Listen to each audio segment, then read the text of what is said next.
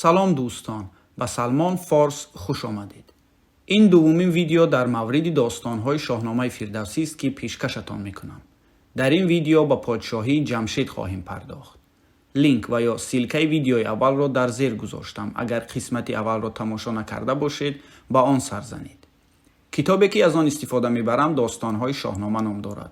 نگارش ساتی ملوغ‌زاده است که تمام قصه های شاهنامه را در بر میگیرد و با زبان خیلی ساده به نثر تعریف شده است. می رویم به سراغ پادشاهی جمشید.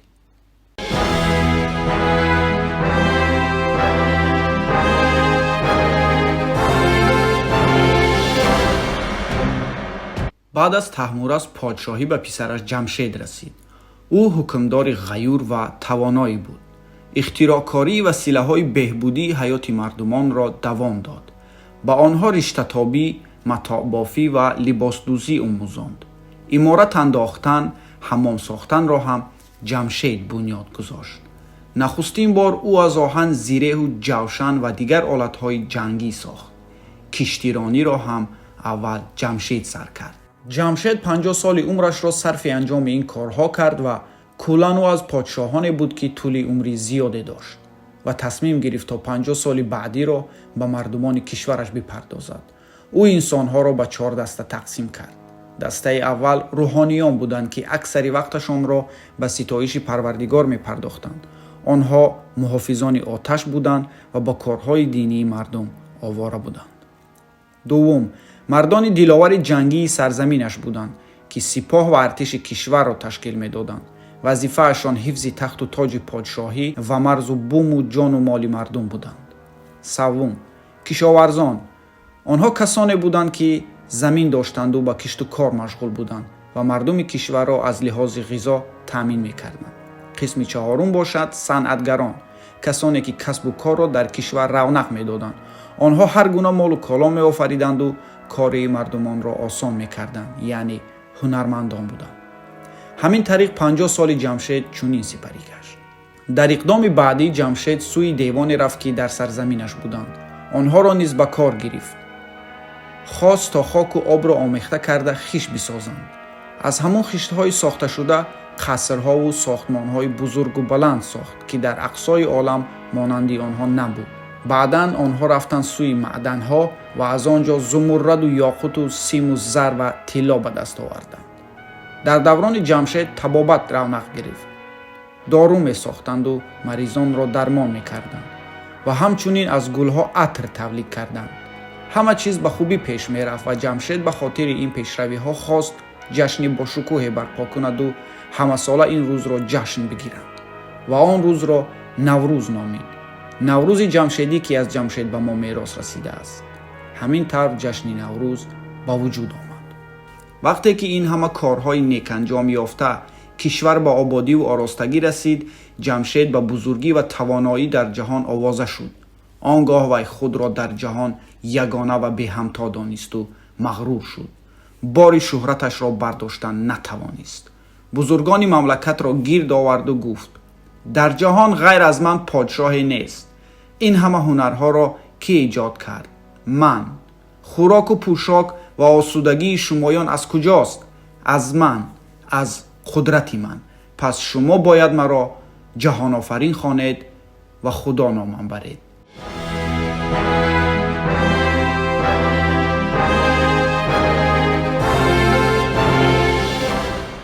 جمشید سرگردان این کبر و غرور خود بود که در همین لحظه ها ضحاک سر و گردن برآورد. در همسایگی دولت جمشید مملکتی بود بزرگ و پهناور که بیابان‌های بیکران داشت. پادشاه آن مملکت مردی بود با نام مرداس که در سخاوتمندی و نکوکاری نام برآورده بود. مرداس را پسری بود، ضحاک. ضحاک جوانی بود سبک، بادی، سنگدل و بیدادگر. اهریمن فتنه انگیز که برای کارهای زشت همین گونه آدمان کم خیرت و خودکام را میجست، یک پگاه خود را به صورت مردی نیکندیش در آورده نزد ضحاک آمد و با زبانی نرم و آوازی فارم به گوش وی افسانه میخواند. فراوان سخن گفت زیبا و نغز، جوان را زیدانیش تهی بود مغز. رازی هست به تو داخل دارد، آن را غیر از من هیچ کس نمیداند. آغاز کرد اهریمن: بگو چیست آن راز؟ پرسید ضحاک. اول سوگند بخور که به کسی نمیگویی، طلب کرد اهریمن. ضحاک سوگند خورد و اهریمن گفت پدری پیری که همچون تو پسری دارد چرا باید در تخت نشیند؟ تا کی می نشیند؟ پادشاهی به تو می زیبد، چرا سستی می کنی؟ اگر خواهی می توانی پدرت را به آسانی از میان برداری و به جایش خودت پادشاه شوی. به دل ضحاک آتش افتاد، حرص جاه طلبیش جوشید، لیکن هرچی هم باشد از پدرکشی اندیشه کرد و گفت این کار شایسته نیست. اهریمن گفت تو سوگند خوردی، اگر گفته مرا نکنی سوگند زده می شوی، به بلاهای گرفتار می شوی. جوان به دام اهریمن افتاده بود. پادشاه را چطور از میان می بردارم؟ چاره این را من می سازم، گفت اهریمن. سری تو را به اوج خورشید می رسانم، لیکن تو الحال خاموش باش تا من این کار را به انجام رسانم. پدر ضحاک مرداس باغ دلکشایی داشت. هر بامداد خودش تنها به آن باغ در آمده طهارت میکرد و نماز میخواند. اهریمن بدسیری شبانه در باغ در سری راه پادشاه چاه کنده دهان آن را خسپوش کرد. سحر مرداس بخت برگشته چون به باغ در آمد ناگهان با آن چاه غلطید و هلاک شد. ضحاک پدرکش به تخت پادشاهی نشست. بعد از این حادثه ضحاک صاحب تخت و تاج پدرش شد. اهریمن آرام نمی گرفت. او بار دیگر خود را به صورت جوانی دانای سخنوری در آورده نزد ضحاک آمد و او را ستایش کرد و گفت من پزنده ماهرم، طعامهای شاهانه می پزم، مرا در دربارت به کار گیر. ضحاک وی را آشپز خاص خود تعیین کرد. زهر گونه از مرغ و از چار پای خورش کرده آورد یک یک بجای، به خونش بپرورد بر سان شیر، بدان تا کند پادشاه را دلیر. روز دیگر به پادشاه خورش از کبک و تزر آماده کرد. ضحاک شکم پرور خوشنود بود. روز سوم دسترخوان شاه را با چوجه کباب و بره کباب آراسته کرد. هر روز خوراک بهتر و لذیذتر از دیروز میپخت. مهر ضحاک بر وی افزود. روز چهارم جوان از گوشت گوساله خوراک دلکش آمیخته با زعفران و گلاب و شراب سال خورده و مشک ناب تیار کرده آورد. ضحاک چنان طبعش بالید که به پزنده گفت از من هر چی خواهی بخواه. اهریمن که منتظر همین فرصت بود گفت ای پادشاه همیشه شاد و فرمانروا بیزی، مرا دل سراسر پر از مهر توست، همه توشه جانم از چهر توست. یگانه آرزوی من این است که اجازتم بده تا به طریق بندگی دو کتف تو را ببوسم. ضحاک اجازت داد و اهریمن هر دو کتف ضحاک را بوسید و همان دم ناپدید گشت.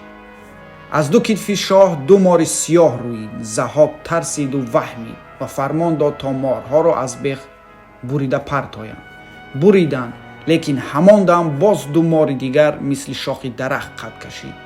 طبیبان دانشمند چقدر کوشش کردند که ماران را نیست کنند، لیکن نتوانستند. آنگاه اهریمن خود را به صورت طبیبی پردانش در آورده نزد ضحاک آمد و گفت بریدن ماران سود ندارد، آنها را خوراک داده آرام کردن لازم. خورش این مخلوق ها مغز سری آدم است، برای آنکه آرام شوند و به تو آسیب نرسانند بفرمای هر روز از مغز سری دو جوان خوراک پخته به آنها خورانند. ماران عاقبت از این نوع پرورش خواهند مرد. دشمن آدمیان اهریمن با این چی میخواست؟ او میخواست که همه آدمیان کشته شوند و نسل انسان نیست و نابود گردد.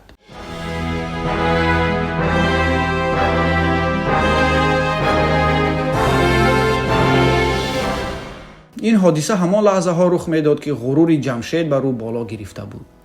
بسیاری سرکردگان حاکمان ولایت ها از جمشید روی گردانده بودند. از هر گوشه مملکت سردار سر برداشته دعوای استقلال میکرد و دولت جمشید را شور و آشوب فرا گرفته بود. رعیت و سپاه جویای پادشاه دیگری بودند که تواند آسودگی مملکت و خلق را برقرار نماید. ضحاک را به پادشاهی دعوت کردند. آنها از ظالمی و خونخواری ضحاک بخبر بودند. ضحاک باشد لشکری گران بر ضد جمشید روانه کرد. جمشید تاب نیاورد و گریخت. لیکن پس از چنده به دست افتاد. ضحاک فرمان داد تا او را با اره بریده دونیم کنند. فاتح بیگانه قصرها و تخت و تاج گنج او را به دست درآورد. سراسر زمانه بدو گشت باز، برآمد بر این روزگاری دراز. نهان گشت آیین فرزانگان، پراکنده شد نام دیوانگان. هنر خوار شد جادویی ارجمند، نهان راستی آشکارا گزند. شده بر بدی دست دیوان دراز، زی نیکی نبودی سخن جز براز. آه و ناله جفاکشان چون ابر سیاه فضای ایران زمین را فرا گرفته بود. نوکران ضحاک از خلق خراج یغماگرانه می ستاندند. دهقان و کاسبان نافرمانی کرده را می کشتند. بساطشان را غارت می کردند.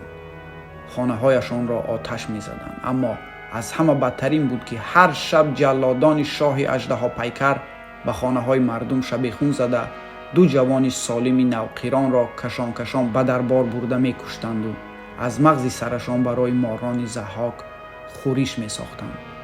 ماران اژدهاوش شبارا می شدند و سحر باز فشفش کنان گردی سری ضحاک پیچیده او را به قین و عذاب طاقت نافرسا می انداختند. داد و فریاد پدر و مادران مصیبت زده به هیچ جا نمی رسید.